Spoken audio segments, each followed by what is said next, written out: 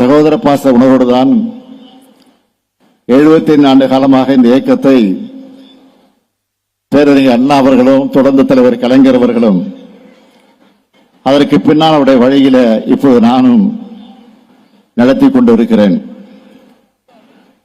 நீங்கள் ஒன்றை கூர்ந்து கவனிக்கலாம். எப்பொழுதுமே திராவிட முன்னேற்ற கழகத்தை சார்ந்தவர்கள் முன்னோடிகளாக இருந்தாலும் தளபதிகளாக இருந்தாலும் செயல் வீரர்களாக இருந்தாலும் அவர்கள் கழகம் என்று மட்டும் சொல்வது கிடையாது, இயக்கம் என்று கூட அடிக்கடி சொல்வது உண்டு. இயக்கம் என்று சொன்னால் நமக்கு ஓய்வே இல்லை என்பதுதான் இயக்கம்.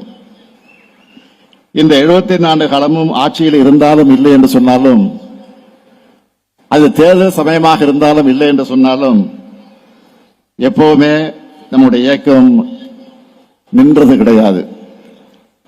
சின்ன சின்ன தடைகளை பார்த்து கூட தேங்கி நின்றுட்டா அது தேக்கம். ஆனால் ஏங்கிக் கொண்டே இருந்தால் அது ஏக்கம்.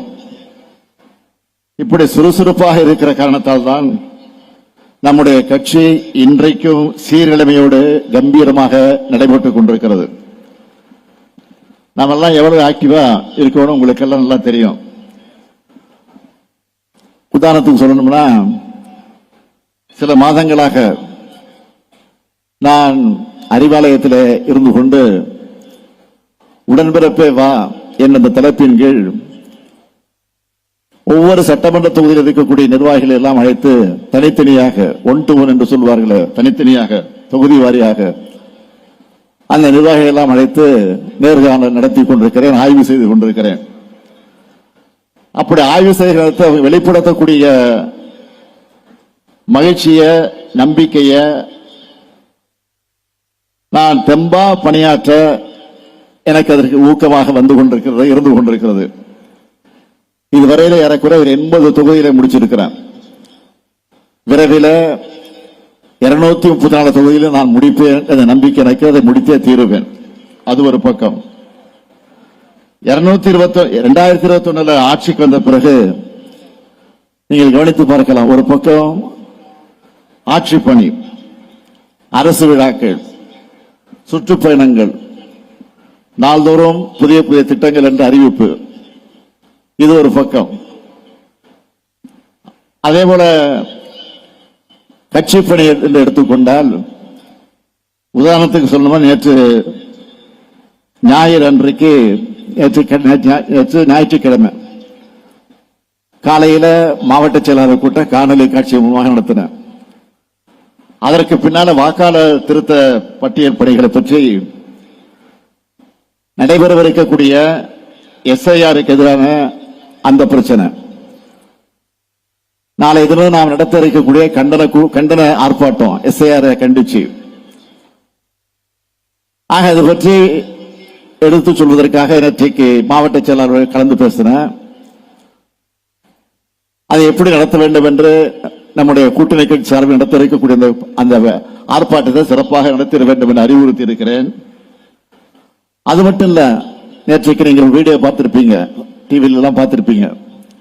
SIRனா என்ன, SIR என்பது எந்த அளவுக்கு மக்களிடத்தில் குழப்பத்தை ஏற்படுத்தி இருக்கிறது, அதை எப்படி நாம் முறையாக பயன்படுத்திட வேண்டும், அதை என்ன காரணத்திற்காக கொண்டு வந்திருக்கிறார்கள்.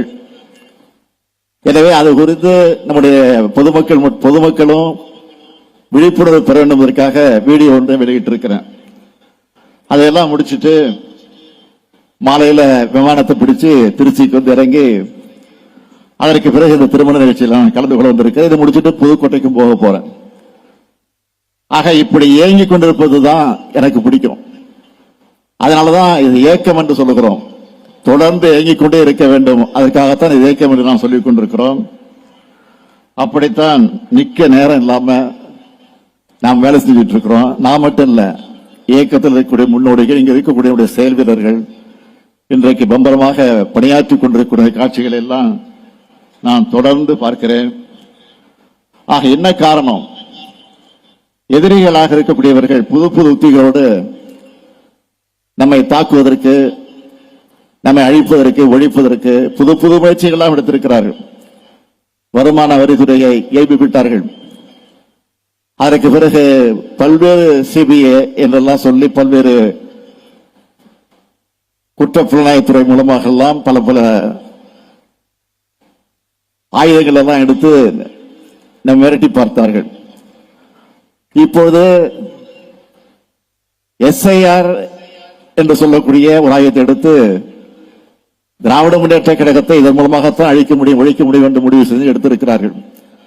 இது வேண்டுமானால் வேறு மாநிலங்கள் வேணா எடுப்பதாமே தவிர உறுதியாக சொல்லுகிறேன், திராவிட முன்னேற்ற கழகம் பொறுத்தவரை தமிழ்நாட்டிலே ஒரு காலம் அது எடுபடாது, முடியாது என்பதை அழுத்த திருத்தமாக நான் தெரிவித்துக் கொள்ள கடமைப்பட்டிருக்கிறேன். இன்றைக்கு ஒரு செய்தி உங்களுக்கு சொல்லியாகணும். நான் திருச்சிக்கு வந்த உடனே ஒரு செய்தி கிடைச்சது. என்ன செய்தின்னா, இந்த SIR குறித்து நாம் நீதிமன்றத்துக்கு சென்றிருக்கிறோம். விரைவில் வர இருக்கிறது, அந்த பிரச்சனை வர இருக்கிறது. 11ஆம் தேதி நாளைய தினம் நாம் நடத்த இருக்கக்கூடிய ஆர்ப்பாட்டம் அன்றைக்கு உச்ச நீதிமன்றத்தில் அந்த பிரச்சனை வர இருக்கிறது.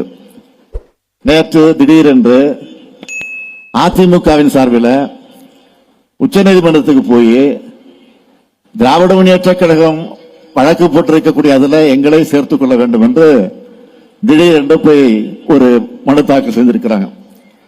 நான் கேட்கிறேன், உங்களுக்கு உள்ளபடியே அதில் அக்கறை இருக்கும் என்று சொன்னால், அதில் நீங்கள் உங்களுடைய எதிர்ப்பை தெரிவிக்க வேண்டும் என்று சொன்னால் முன்கூட்டியே போட்டிருக்கணும். ஆனால் திடீரென்று போடுவதற்கு என்ன காரணம்? இதை நீங்க யோசித்து பார்க்கணும். அந்த SIR-ஐ அவர்கள் ஆதரித்துக் கொண்டிருக்கிறார்கள். இன்றைக்கு பிஜேபியோ அல்லது தேர்தல் ஆணையமோ எதை சொன்னாலும் ஆதரிக்கிற நிலையில் தான் இன்றைக்கு இருந்து கொண்டிருக்கிறார்களே தவிர, இன்றைக்கு அடிமையாக இன்றைக்கு இருந்து கொண்டிருக்கிறார்களே தவிர அவர்கள் அதை எதிர்ப்பதற்கு துணிச்சல் இல்லை. ஆனால் இருந்தாலும் இன்றைக்கு நாம் தொடுத்திருக்கக்கூடிய வழக்கில் இன்றைக்கு தங்களை இணைத்துக் கொண்டிருக்கிறார்கள் சொன்னால் ஒரு கபட நாடகத்தை நடத்துவதற்காக திட்டமிட்டிருக்கிறார்கள். அது மட்டும் BLO என்பது அங்க இருக்கக்கூடிய அரசு ஊழியர்களை வைத்துக் கொண்டு அந்த பணிகளை செய்வது. BLA2 என்பது கட்சியை சார்ந்த பிரதிநிதிகள் மூலமாக நாம் நியமிக்கிறவர்கள் BLA2 என்று சொல்லுகிறோம். அவர்கள் அந்த பணிகளுக்கு துணை நிற்பார்கள், உதவி செய்வார்கள், அந்த அதிகாரிகளுக்கு துணை நின்று பணியாற்றுவார்கள். இதுதான் BLA2 வேலை. அத திராவிட முன்னேற்ற கழகத்தின் சார்பில் முறையாக நாம் போட்டு BLA2 போட்டு அவர்களுக்கு பயிற்சி கொடுத்து என்னென்ன பணிகள் எல்லாம் எப்படியெல்லாம் செய்ய வேண்டும் என்பதெல்லாம் முறையாக பயிற்சிவித்து அவர்கள் நியமிக்கப்பட்டிருக்கிறார்கள். அப்படி நியமிக்கப்பட்டிருக்கக்கூடியவர்கள் தவறு என்று சொல்லி அதை நீக்க வேண்டும், அதை தடுக்க வேண்டும் என்று சொல்லி அந்த பிரேயரை அடிப்படையாக வச்சு அதிமுகவின் சார்பில் இன்றைக்கு நீதிமன்றத்தில் அவர்கள் தங்களை இணைத்துக் கொண்டிருக்கிறார்கள். இதுதான் உண்மை. ஆனால் அது எடுபடாது என்பதை மாத்திரம் இந்த நேரத்தில் நான் எடுத்து சொல்லி, ஆக டெல்லியில் இருக்கக்கூடிய பிக் பாஸுக்கு நம்முடைய பழனிசாமி அமாமசாமி போட்டுத்தான் ஆகணும். ஆனா அதையும் தாண்டி இன்னொரு காமெடி இன்றைக்கு பண்ணியிருக்கிறார். அதுதான் உண்மை. இதையெல்லாம் மக்கள் பார்த்து கொண்டுதான் இருக்கிறார்கள். அதே நேரத்தில் வர இருக்கக்கூடிய தேர்தலை ஒட்டி நம்முடைய பழனியாண்டி அவர்களுக்கு நன்றி உரையாற்றி அதற்கு பின்னால் பேசுவதற்கு முன்னாலே இங்கே தேர்தல் நிதியாக ஏறக்குறைய 50 லட்சம் ரூபாயை நிதியாக இங்கே தந்திருக்கிறார். உள்ளபடியே திராவிட முன்னேற்ற கழகத்தின் சார்பில் இது தேர்தல் நிதியாக முதல் அறிவிப்பாக இன்றைக்கு இந்த திருப்பரங்கம் தொகுதியிலிருந்து நம்முடைய பழனியாண்டி அவர்கள் தந்திருக்கிறார். நிச்சயமாக உறுதியாக இது ஒரு பெரிய வெற்றியை தருவதற்கான அறிகுறியாக இது அமைந்திருக்கிறது. 51 கோடியோடு நிச்சயம் நிற்க மாட்டார். தொடர்ந்து இன்னும் நாம் எதிர்பார்க்கக்கூடிய நிதியை அதிகமாக தருவார் என்ற நம்பிக்கை ரொம்ப உண்டு. அதே நேரத்தில் இங்கே சமூக அமைப்பினுடைய தலைவராக இருக்கக்கூடிய KK செல்வகுமார் அவர்கள் இங்கே பேசுகிற போது தன்னுடைய சமுதாயத்தை குறிப்பிட்டு கடைகன் பார்வையை எங்கள் பக்கம் திருப்ப வேண்டும் என்று சொன்னார். கடைகன் பார்வையில் எல்லா பார்வையும் உங்கள் பக்கம் திரும்பவும், அதில் எந்த சந்தேகப்பட வேண்டிய அவசியம் இல்லை. இந்த திராவிட மாடல் ஆட்சியை பொறுத்த வரைக்கும் உறுதியாக தொடக்கத்திலிருந்து நாங்கள் சொல்லுகிறோம், இன்றைக்கும் சொல்லிக் கொண்டிருக்கிறோம், எல்லாருக்கும் எல்லாம், எல்லாருக்கும் எல்லாம் என்கிற தலைப்பில் தான் இந்த ஆட்சி நடந்து கொண்டிருக்கிறது தவிர யாரையும் விட்டுவிட மாட்டோம். இது திராவிட மாடல் ஆட்சி. தந்தை பெரியார், பேரறிஞர் அண்ணா, தலைவர் கலைஞர் வழி நின்று நடைபெற்றுக் கொண்டிருக்கக்கூடிய ஆட்சி. இந்த ஆட்சி ஆக இந்த ஆட்சிக்கு நீங்கள் என்றைக்கு துணை நிற்க வேண்டும்.